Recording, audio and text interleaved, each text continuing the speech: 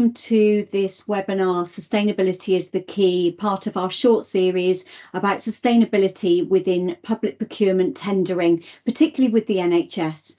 How to unlock your organisation's potential to deliver tender success. On this webinar, we're going to look at NHS Net Zero.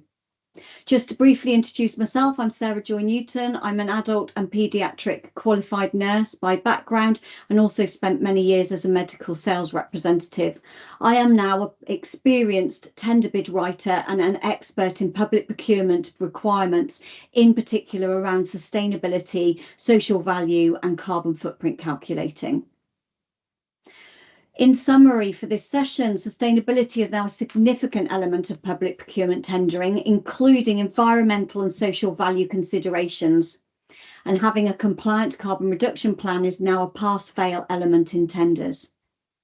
Our key learning points that we're going to look at today is the legislation, NHS specifics, PPN 0621 now revised to 006, and how to prepare and deliver.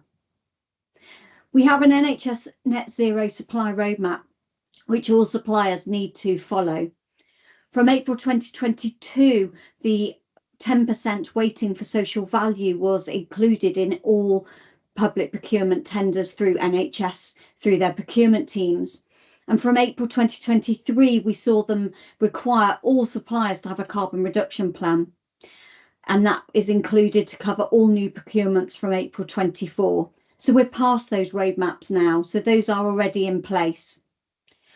What we see is taking account of carbon reduction plans in the procurement of major government contracts, which was PPN 006 in February 2025. This was originally published in June 2021 and was updated in February 2025. The requirement for this, which it talks about in the supply roadmap for that requirement for publishing, you have to report on scopes 1, 2 and a defined subset of scope 3 greenhouse gas emissions. You have to commit to being net zero by 2050. You have to detail environmental management measures to be applied in the performance of the contract in the carbon reduction plan. You have to produce your carbon reduction plan and publish that carbon reduction plan with its emissions on the company website. This is the GHG protocol infographic on your scopes 1, 2 and 3 emissions. Scope 1 emissions are your organisation and your direct emissions from your facilities and your company vehicles.